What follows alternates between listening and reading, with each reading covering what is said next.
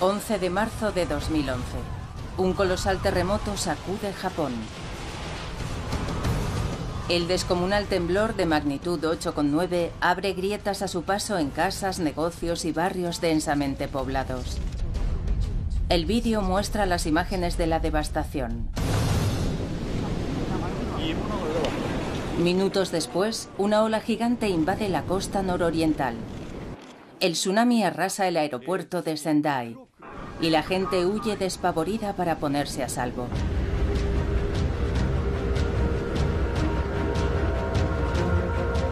El tsunami surca el Océano Pacífico viajando a una velocidad de 800 km por hora. Hawái se prepara para el impacto y advierte a la población para que se desplace. La oleada solo tiene 1 metro de altura, pero la alarma es que el tsunami haya crecido al alcanzar la costa occidental de Estados Unidos. Desde Seattle hasta San Diego, los habitantes están sobre aviso. Los informes indican que en Japón el terremoto ha causado miles de víctimas mortales. Los daños en Estados Unidos son escasos, pero se está gestando un megaterremoto, al menos igual de potente. El próximo tsunami que golpee Japón podría comenzar con un gran terremoto justo frente a la costa de Estados Unidos. Dejará mudo al mundo. Será mucho peor que la catástrofe del Katrina. Hablamos de algo que es decenas de miles de veces más potente que cualquier terremoto que hayamos visto. ¿Empieza el desafío para predecir cuándo se producirá? No me sorprendería que pasara la semana que viene. ¿Y qué potencia alcanzará la ola de destrucción?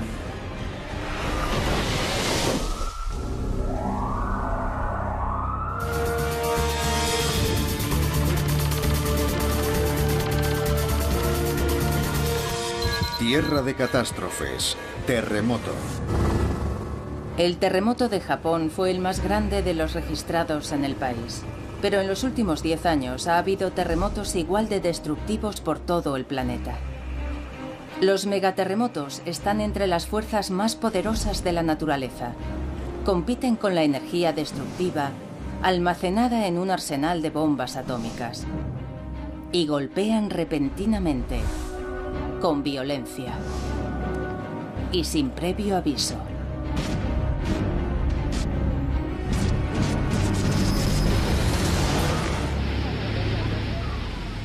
En 2004, un megaterremoto desencadenó en Sumatra un monstruo que mató a más de 250.000 de personas.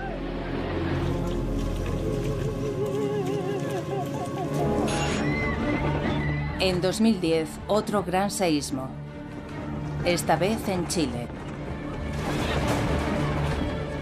Este megaterremoto tenía la potencia de miles de bombas nucleares. Aceleró la rotación de la Tierra, acortó la duración del día en 1 microsegundo y desplazó 3 metros una localidad entera.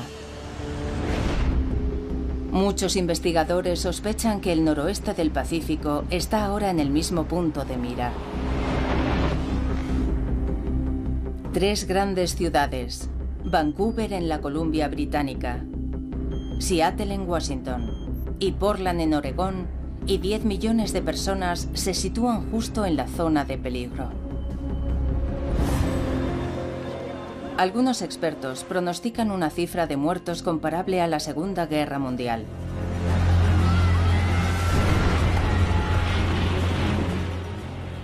En la que murieron hasta 4 de cada 1000 personas.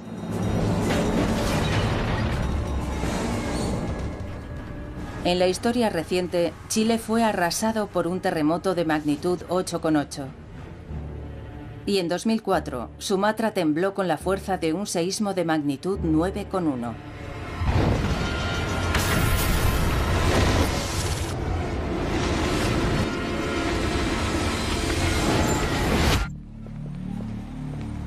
Los investigadores piensan que la amenaza de un megaterremoto es real.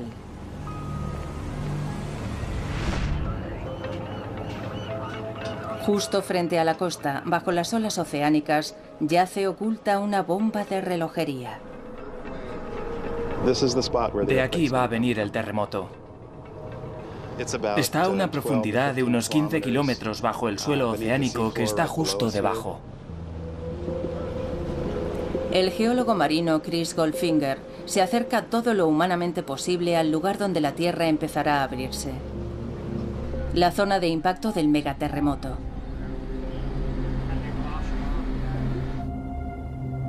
Preferimos creer que la Tierra bajo nuestros pies es sólida, pero fíjense bien. La corteza en realidad está formada por alrededor de una docena de placas que se desplazan, se extienden y friccionan entre sí a lo largo de las líneas de falla. Así es como se gestan los grandes terremotos. En Cascadia, una de las placas del Pacífico llamada Juan de Fuca converge con la norteamericana y se hunde por debajo de ella. Es una franja especial llamada zona de subducción. Un megaterremoto se forma cuando dos placas se quedan enganchadas, aumenta la presión y al final se liberan con furia. Los investigadores no pueden mirar en el interior de la Tierra y observar las placas, pero los instrumentos de alta tecnología dibujan un panorama de catástrofe inminente. Una cámara submarina graba imágenes del lugar donde ambas placas están en contacto, a unos 100 kilómetros de la costa.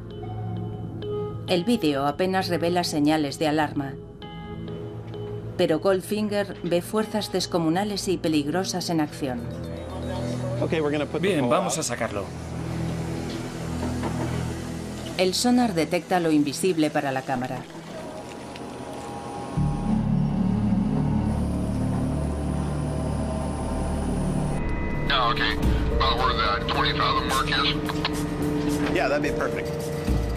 Si la falla es inofensiva, el lecho marino tiene un aspecto uniforme y tranquilo. Y eso indica que las placas se están deslizando una junto a otra sin impedimentos. Si el sonar detecta montañas, es que las placas están enganchadas y se gesta un terremoto.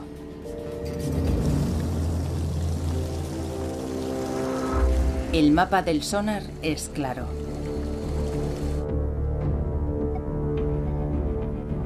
La placa Juan de Fuca se está deslizando por debajo de la norteamericana, empujando hacia arriba la plataforma continental. Pero no están deslizándose sin rozarse. Están atascadas en una colisión. La placa norteamericana se está arqueando debido a la presión de la placa oceánica y en algún momento se liberará de repente con una tremenda sacudida. Un terremoto de subducción es el seísmo más impresionante que hay, porque las dimensiones del terremoto son proporcionales a la superficie que mueve mientras se produce. Y esa superficie es enorme. Mide unos 1000 kilómetros de largo y se extiende desde el sur de Canadá hasta el norte de California. Tiene al menos 50 kilómetros de ancho. Es tan grande como Irlanda. Una superficie tan extensa crea un terremoto colosal. La falla que lo origina es tan grande que los científicos la han llamado megasacudida. Aunque ya se han registrado otros con anterioridad, ninguno ha puesto en peligro una zona tan desarrollada como Cascadia. En los últimos tiempos no ha habido ningún megaterremoto en una gran ciudad. El mundo aún no ha visto tal grado de destrucción en una gran urbe.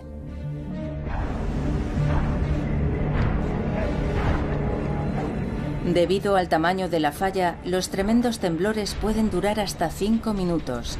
Toda una vida de horror para quienes sufren la experiencia.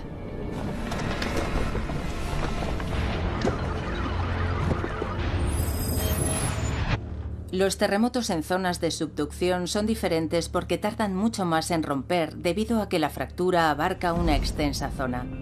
La amenaza es siniestra y plantea una duda terrorífica.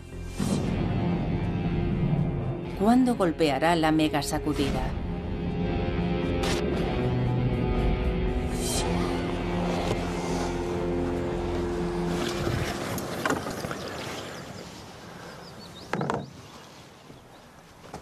Los geólogos Rob Wither y Tim Walsh buscan pistas. Algunos indicios son crípticos y oscuros, como las leyendas milenarias de los indígenas americanos.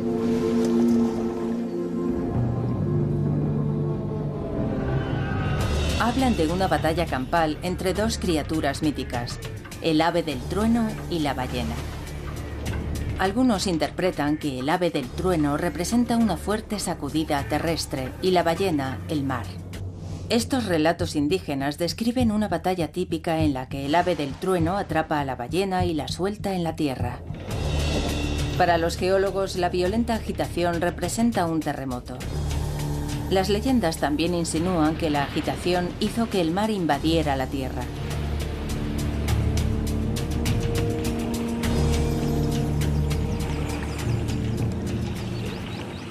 Este conjunto de árboles muertos desde hace milenios se conoce como el bosque fantasma. Un bosque petrificado que tiene una historia que contar.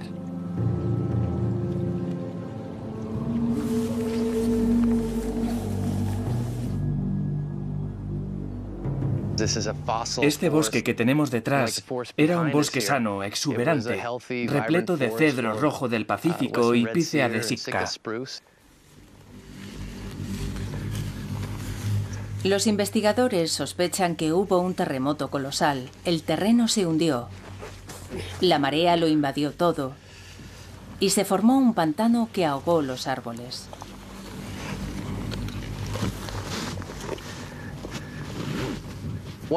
Al quedar sumergido, el bosque no pudo sobrevivir en agua salada y los árboles empezaron a morir. No es el único caso. En Alaska, un terremoto causó la muerte de un bosque en 1964. La sacudida de magnitud 9,2 fue de las mayores registradas en la historia.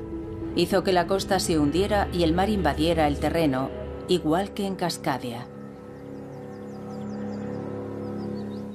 Sería una asombrosa coincidencia que le hubiera causado otra cosa que no fuera un gran terremoto, como los que hemos visto. La datación por carbono demuestra que el bosque fantasma se destruyó hacia el 1700, aunque la fecha definitiva la confirma otro hecho, acaecido al otro lado del mundo. En Japón. Y que también causó una gran inundación. El reciente tsunami de Japón no ha sido el primero en golpear el litoral japonés. Surgidas de la nada, unas olas gigantescas alcanzaron violentamente la costa. Ocurrió el 27 de enero de 1700, en la época en que murieron los árboles de Cascadia. Apuntaba a Cascadia como el lugar donde se había formado el tsunami. Las piezas encajaban. En enero de 1700 había tenido lugar un terremoto colosal que había hundido la costa y anegado los bosques. Y de la misma forma que con el reciente terremoto de Japón, se formó un tsunami que en poco tiempo alcanzó las costas americanas. El terremoto de Cascadia también había generado un tsunami tan potente como para inundar las tierras de los desprevenidos campesinos a miles de kilómetros. Tuvo que ser un terremoto de magnitud 9 o 9,1. Es decir, tuvo que romperse toda la zona de subducción de Cascadia, de un extremo a otro, y eso es una distancia de unos 1000 kilómetros. Los megaterremotos han azotado Cascadia en un pasado reciente. ¿Cuándo golpeará el siguiente?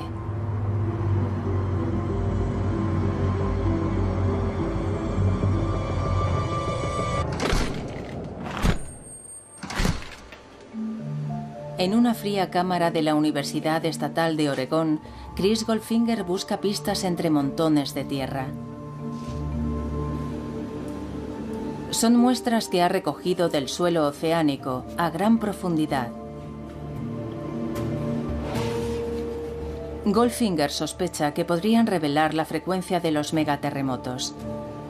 Tiene unas 200 muestras de testigos de sondeo. Juntas cuentan una historia que abarca 10.000 años. al menos para un geólogo capaz de interpretarlas. Lo que vemos aquí dentro son sedimentos de los últimos miles de años. Esto es un terremoto que va desde aquí hasta aquí. A partir de los sutiles cambios en el terreno, Goldfinger deduce un patrón. Los cambios marcan dónde se ha desencadenado un deslizamiento de tierras submarinas debido a un terremoto. La datación por carbono determina en qué momento golpean las ondas sísmicas. Los resultados no auguran nada bueno. En los últimos 10.000 años se han producido megasacudidas aquí en 19 ocasiones. El terreno que está debajo de Cascadia no es tan estable como se pensaba. El periodo mínimo entre un terremoto y otro es de 170 a 200 años. Ya han pasado unos 310 desde el último, y es probable que se produzca otro terremoto. Nuestros instrumentos no pueden medir con precisión cuándo golpeará el próximo megaterremoto. Pero el geólogo Tim Melbourne ve indicios de lo destructivo que puede llegar a ser. Bueno, vamos a ver lo que tenemos aquí. Este instrumento es lo último en sistemas de localización de posición.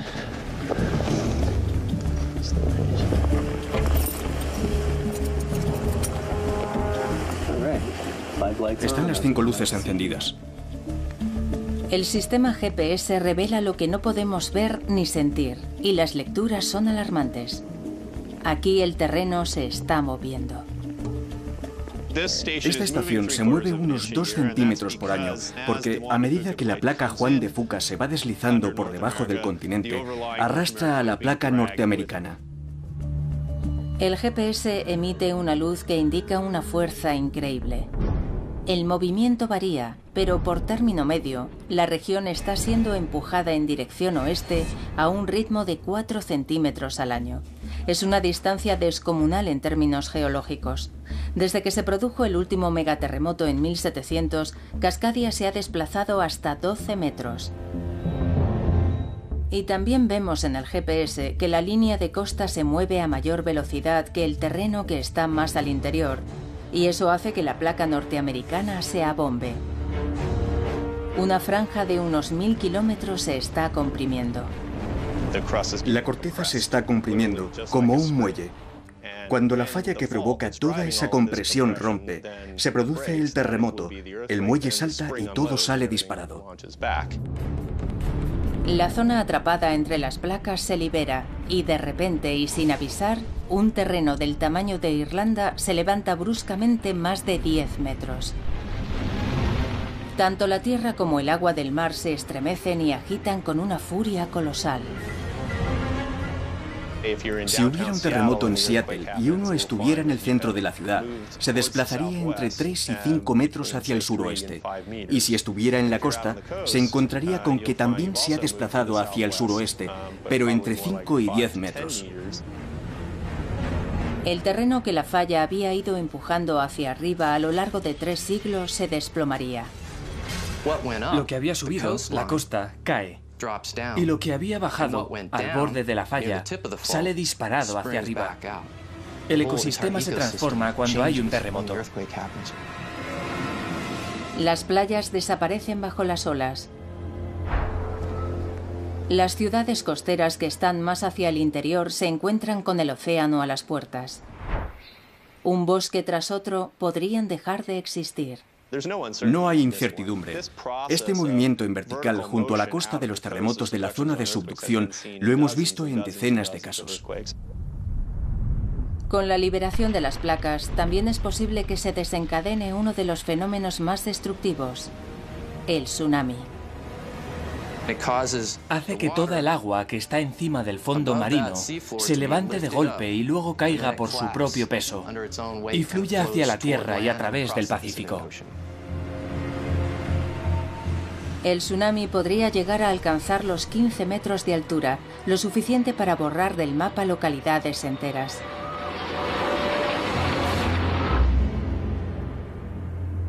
La falla tectónica de Cascadia empieza a revelar las fuerzas titánicas que están en liza. Pero queda una duda. ¿A qué distancia de las áreas metropolitanas se está moviendo la falla y genera las ondas sísmicas? Algo muy preocupante es que el megaterremoto se desencadene a menos de 150 kilómetros de Seattle, la ciudad más importante de la región. Ahora, nuevos indicios demuestran que puede golpear mucho más cerca incluso.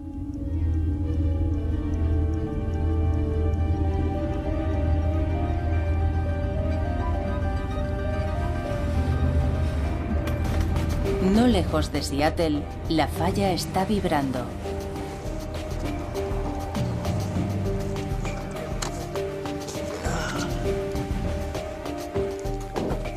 Los cambios no son tan repentinos como los de un terremoto normal. Son muy lentos. Esta falla que a todos nos preocupa tanto no es algo muerto e inanimado. En realidad es algo que está muy vivo. Unos 80 kilómetros hacia el interior desde la costa, las placas de Norteamérica y Juan de Fuca friccionan entre sí. Melbourne hace un seguimiento de los temblores en un instrumento subterráneo que registra los movimientos de la falla. Rex, hay que poner esto abajo, en la arena. Manténlo derecho y pégalo en el registrador de datos. Así podemos ver, minuto a minuto, dónde se está moviendo la falla de Cascadia y cuánto se ha desplazado en las últimas 12 horas. La falla no se mueve todos los días, sino a breves intervalos de 14 meses. Los cambios son los primeros movimientos sísmicos que los expertos han aprendido a predecir aquí. Y llegan como un reloj cada 14 meses. En el laboratorio de Melbourne, en la Universidad Central Washington, se vierten los datos de todos los instrumentos repartidos por el estado. Melbourne los analiza por dos motivos: las señales de un episodio más grave y lo cerca que se sienten los temblores en Seattle.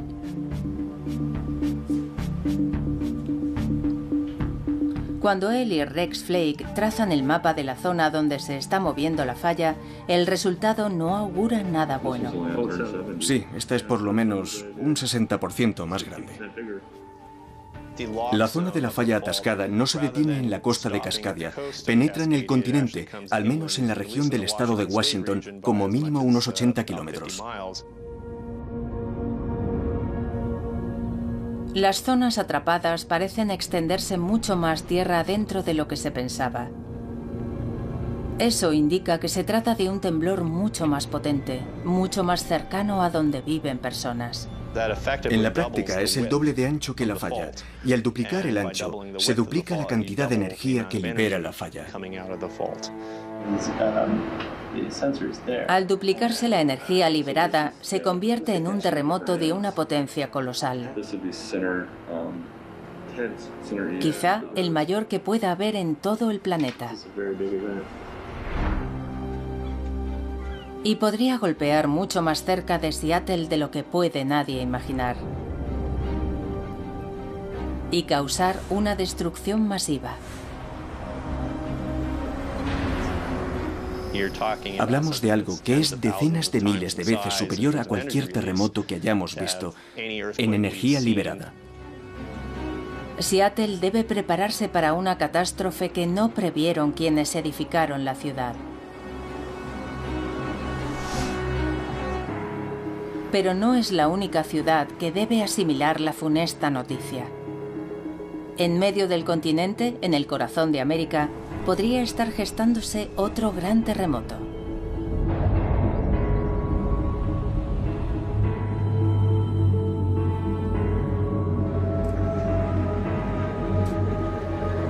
Memphis, Tennessee, está muy alejada del paisaje sísmico tradicional. Sin embargo, aquí la tierra puede temblar con una fuerza capaz de detener el curso del poderoso río Mississippi. Eso fue lo que presenciaron con absoluta perplejidad los primeros colonos en 1811. En diciembre comenzó el temblor. Y continuó de manera intermitente durante meses. Hubo 3 o 4 terremotos muy grandes y también varios miles de réplicas. Los relatos de los testigos describen tremendos temblores que derriban árboles y chimeneas en un área de 100.000 kilómetros cuadrados, el tamaño de Islandia. Pero en el epicentro, las escenas son apocalípticas. Cuentan que se abrieron grietas enormes y que de la tierra salían propulsados chorros de arena y agua y que alcanzaban hasta 10 metros de altura.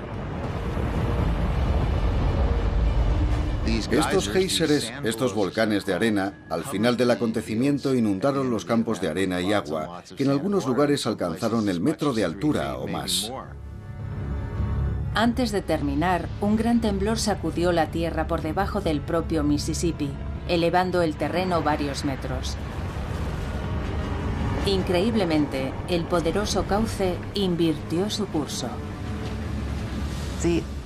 El terreno elevado habría interrumpido la corriente del río y lo habría obligado a fluir temporalmente en sentido contrario. Hace tiempo ya que el Mississippi retornó a su cauce natural, pero quedan vestigios de los géiseres de agua y arena.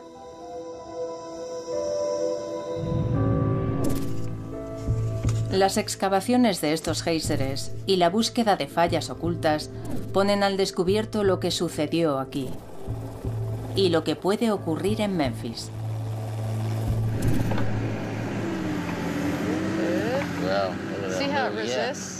Martisha Tuttle y Eugene Buddy Zweig descubren información muy preocupante enterrada en los campos. Los terremotos de 1811 y 1812 no sucedieron por casualidad. Solo eran los últimos de una serie que se extiende a lo largo de cientos, si no miles de años. Esto es el dique de arena por donde el agua y la arena salieron disparadas a la superficie. Los terremotos transformaron la tierra húmeda y arenosa en un fluido. La presión del agua entre los granos de arena aumenta por el temblor y hace que se separen y dejen de estar en contacto unos con otros. El material deja de ser una simple capa de arena para comportarse como un líquido. Los temblores licuaron el terreno hasta una profundidad de 6 metros aproximadamente. El aumento de la presión dentro del terreno licuado lo obligó a buscar una salida. Hizo erupción.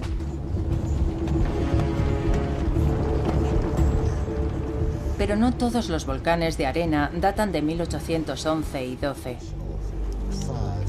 Muchos erupcionaron anteriormente, lo que revela un patrón de sacudidas aquí, en el centro del continente. Los más antiguos se concentran en torno a los años 1450 y 900 después de Cristo, y hay algunos más antiguos aún. Cada 500 años parece ser que ha habido también un gran terremoto, en realidad una sucesión de terremotos.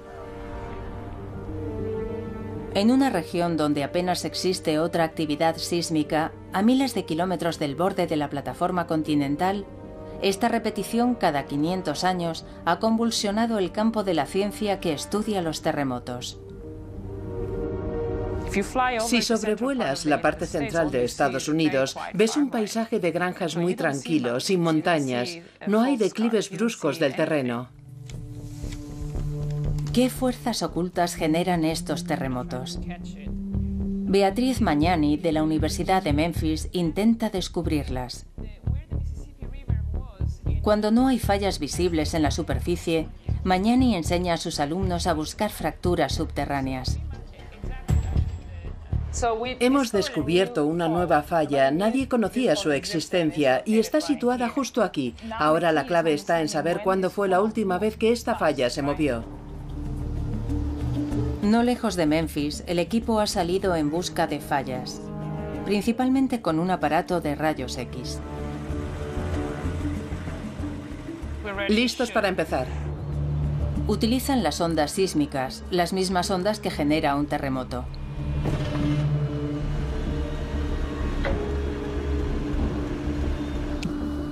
Las ondas rebotan contra el sedimento que hay abajo y retornan, y son recogidas por unos dispositivos de escucha llamados geófonos. Los datos registrados revelan la existencia no de una falla, sino de muchas.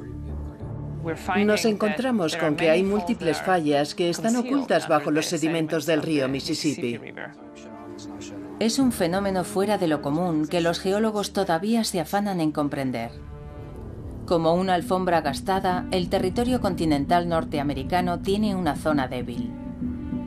Hace miles de millones de años, el continente empezó a fragmentarse.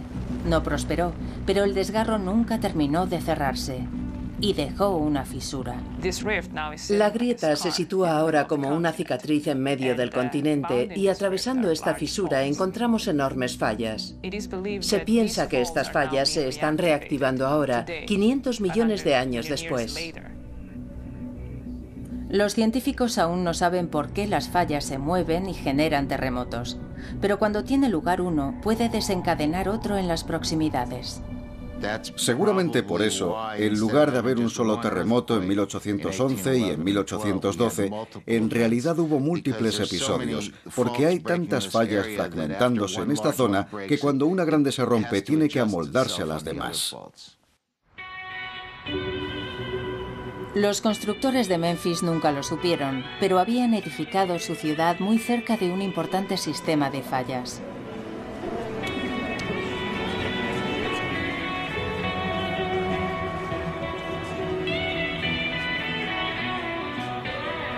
Memphis, Tennessee, no está preparada para un terremoto, pero si los científicos tienen razón, tendrá que enfrentarse en breve a un seísmo capaz de reducir a escombros la ciudad y amenazar la vida de sus habitantes.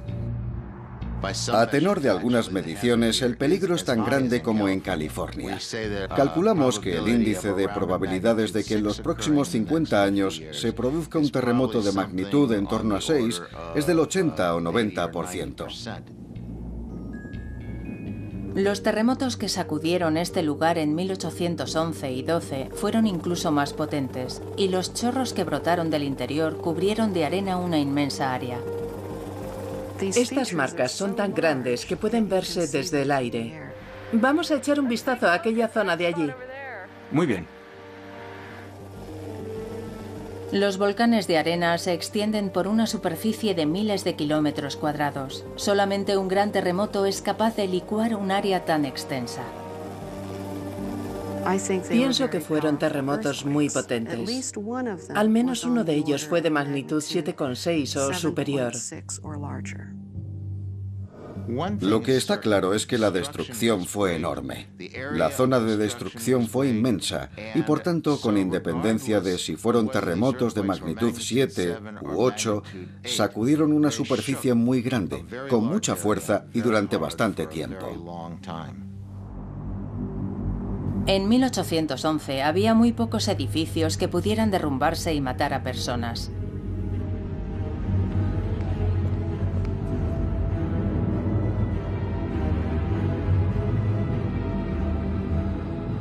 Pero hace muy poco hemos sido testigos de lo que puede suceder cuando un potente terremoto sacude una ciudad desprevenida.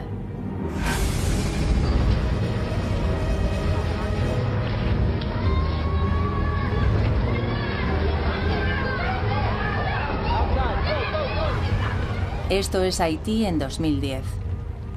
Un terremoto de magnitud 7 golpeó la capital, Puerto Príncipe. No fue tan potente como los terremotos de 1811 y 12 en Estados Unidos, y sin embargo dejó a la ciudad de Puerto Príncipe sumida en la ruina absoluta.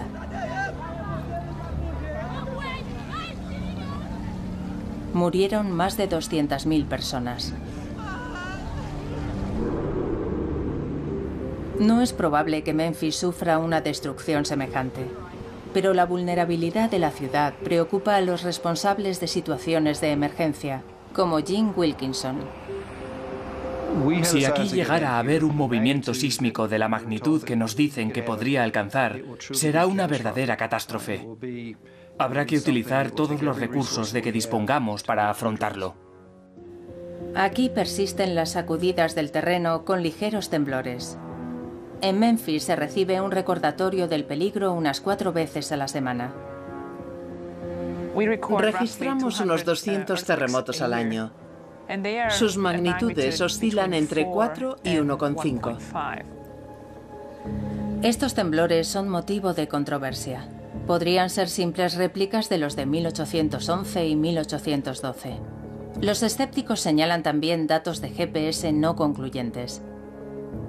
Si apenas hay indicios de fuerzas que colisionan bajo la Tierra, en su opinión eso significa que aquí la zona de falla se está cerrando. Su teoría es que los terremotos de 1811 y 12 y los grandes terremotos que los precedieron cada 500 años han desactivado ese sistema de fallas. No deberíamos esperar otro terremoto hasta dentro de unos 10.000 años. Beatriz Magnani está entre los que piensan que el peligro existe. Debemos seguir vigilando la zona sísmica, porque es el mismo sistema de fallas que se ha venido rompiendo en los últimos 5.000 años. Y solo hace falta una.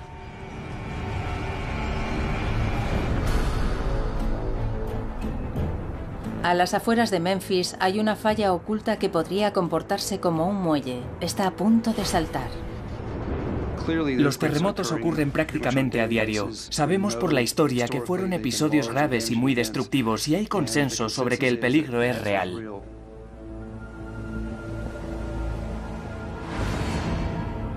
$3.000 kilómetros al noroeste, en Cascadia, no hay controversia. Aquí el tiempo ya ha empezado a correr. Los científicos intentan determinar si las ciudades superarán la sacudida de un megaterremoto. Si hubiera un seísmo semejante aquí, sería el primero de la historia que golpea una gran ciudad de Estados Unidos. Resulta que nunca hemos tenido un terremoto tan fuerte cerca de edificios tan altos.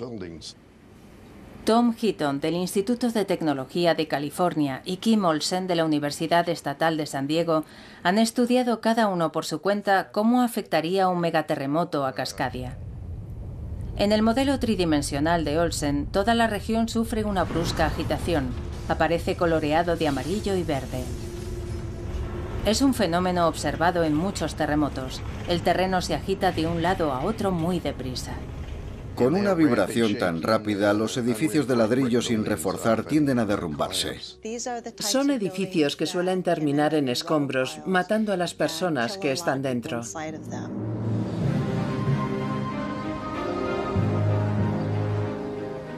Los distritos históricos de Cascadia están llenos de estructuras de ladrillo sin reforzar. En Seattle hay una campaña en curso para apuntalarlos. El ingeniero de estructuras John Hooper ha trabajado en muchos de estos proyectos. Desde 1970, cuando haces un cambio sustancial en un edificio, debes mejorarlo en términos de prevención de seísmos. Miles de edificios han sido adaptados. Pero la mayoría de las estructuras antiguas no se han reforzado y podrían venirse abajo. En Portland, la más antigua de las grandes ciudades de la región, se considera que prácticamente todos los edificios históricos corren peligro. Luego está el riesgo adicional del terremoto, su duración.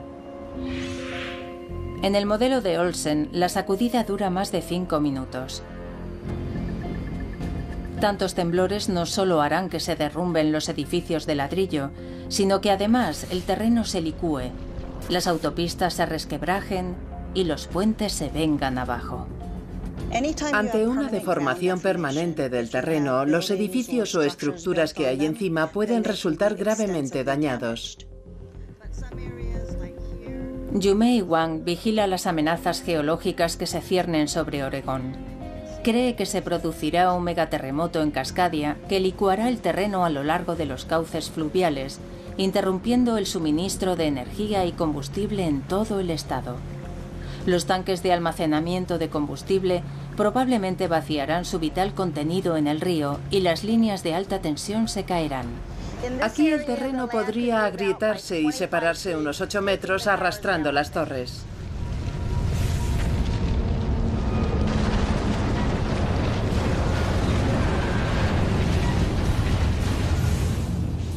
Lo que más preocupa a Heaton y Olsen es cómo se comportarán los rascacielos.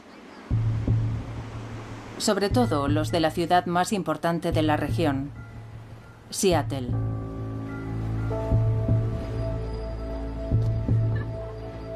Los rascacielos se construyen para que sean flexibles, cualidad que debería permitirles mantenerse en pie tras un terremoto. Pero un megaterremoto en Cascadia no solo inundaría Seattle de bruscas sacudidas, sino de otro tipo de ondas. En el modelo de Olsen son de color rojo y azul.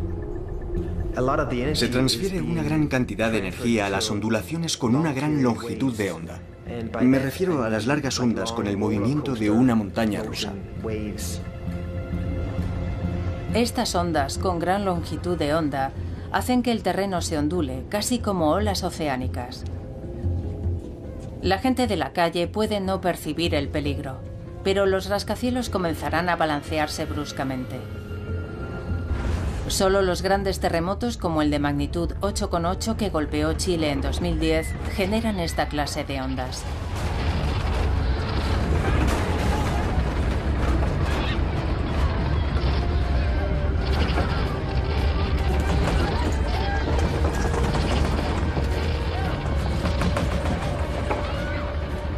Estas ondas pueden ser especialmente peligrosas en Seattle, porque la ciudad está asentada en suelos profundos que atrapan la energía sísmica. Amplifica esos movimientos lentos de la Tierra. Hace que sean mayores y que duren más tiempo. Lo que tememos es que el balanceo se acentúe tanto que los rascacielos terminen desplomándose.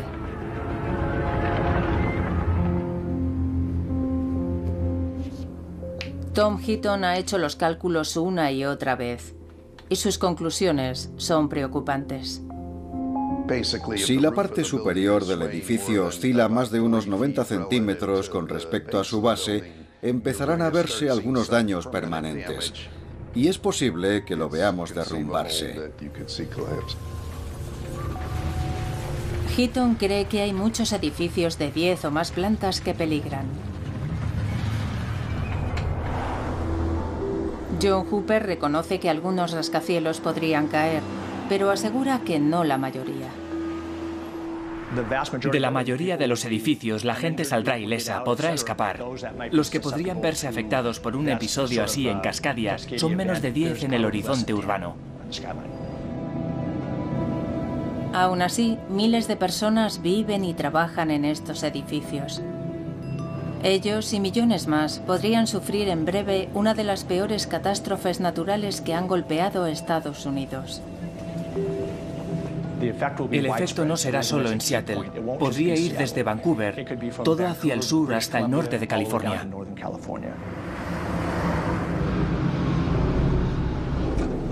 El escenario de la pesadilla.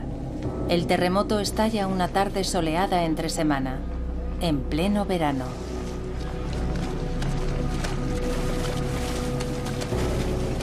Muchos están en el trabajo, en estructuras altas, en antiguos edificios de ladrillo que pueden derrumbarse. Miles más están disfrutando en la playa. Justo frente a la costa del norte de California, de repente se desata el megaterremoto. La ruptura comienza en un extremo de la falla rasgando como una cremallera. Avanza a unos 3 kilómetros por segundo.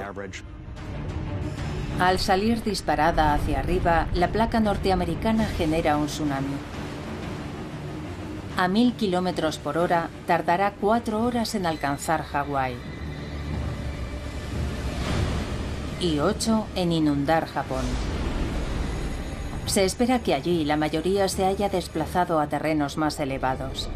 En Norteamérica, lo que llega primero no es el tsunami, sino las potentes ondas sísmicas que atraviesan la Tierra a una velocidad de 11.000 kilómetros por hora. Ocurrirá sin previo aviso. La gente sabrá que el terremoto golpea cuando la Tierra empiece a temblar. Va a dejar sin palabras a todo el mundo. La Tierra va a temblar con una fuerza que nadie ha sentido antes. Los puentes se vienen abajo. El suelo se hunde. En menos de 2 minutos, las primeras olas llegan a Portland, Oregón.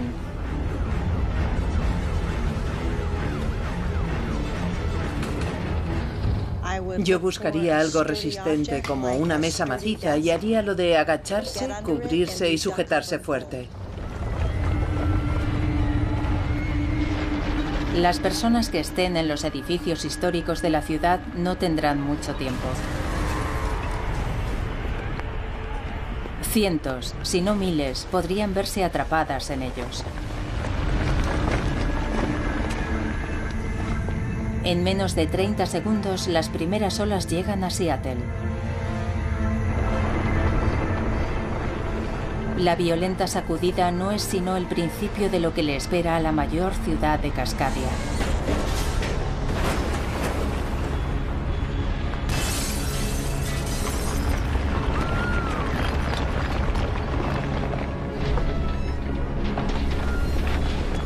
Puede que uno solo disponga de medio minuto desde que percibe el temblor de baja intensidad hasta que las sacudidas empiezan a superarlo. El suelo profundo de la ciudad atrapa las ondas y las amplifica.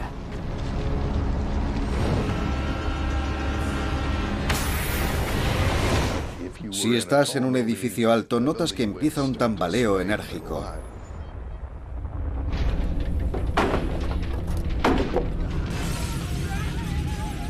El temblor dura más de 2 larguísimos minutos. Se desencadenan incendios en toda la zona. Podría haber miles de corrimientos de tierra. A partir de los 3 minutos y medio, algunos rascacielos empiezan a sufrir daños catastróficos.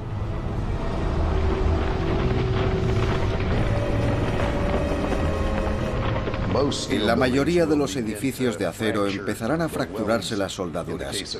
En el caso del hormigón empezarán a abrirse grietas en ese material. Uno o más podrían desplomarse.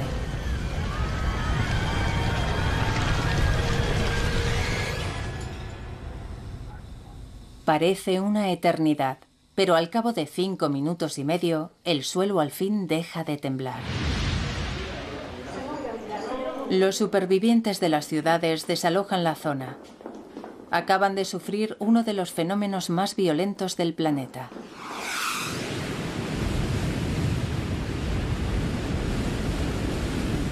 Pero para los que están en la costa, lo peor aún no ha llegado. Si están en una zona baja costera, deben dirigirse al interior. A los 20 minutos de haber cesado el temblor, la primera ola monstruosa golpea Oregón.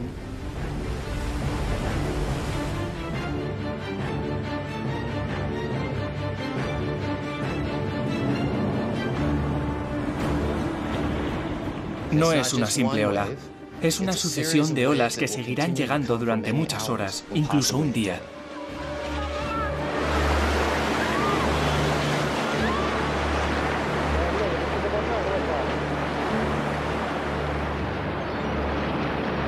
Cuando termine, 3 grandes ciudades habrán quedado prácticamente aisladas y destrozadas. Kilómetros de litoral habrán sido borrados del mapa. Miles de edificios habrán quedado destruidos o con daños permanentes. Más de 1 millón de personas se habrán quedado sin hogar. En Oregón habrán muerto hasta un total de 5.000 personas. Y pensamos que es un cálculo a la baja y que la cifra puede ser mayor. Es como nuestro Katrina, aunque pensamos que los daños serán muy superiores. Con la planificación adecuada, los servicios de emergencia no tardarán en llegar a la zona. Los helicópteros traerán el combustible y los alimentos y medicamentos necesarios. Y poco a poco, la región volverá a la vida. Pero la clave para una pronta recuperación es la prevención. Entonces, con esta adaptación, lo que hace es conectar los suelos con las torres. Sí. Para que se mueva todo a la vez. Sí. Lo que ve aquí es el acero que hemos colocado. Hay múltiples técnicas de ingeniería estructural que se pueden aplicar para reforzar el edificio y evitar que se derrumbe. Cientos de personas trabajan en este laboratorio de la Universidad Estatal de Portland. Piensan que se hubiera derrumbado en un megaterremoto en Cascadia. Si se hace la adaptación adecuada, este edificio se comportará mucho mejor que un edificio normal. Estados Unidos es un país resistente. Después de sufrir catástrofes como la del Katrina o los atentados del World Trade Center, fuimos capaces de recuperarnos y después de un terremoto en Cascadia, sabremos recuperarnos.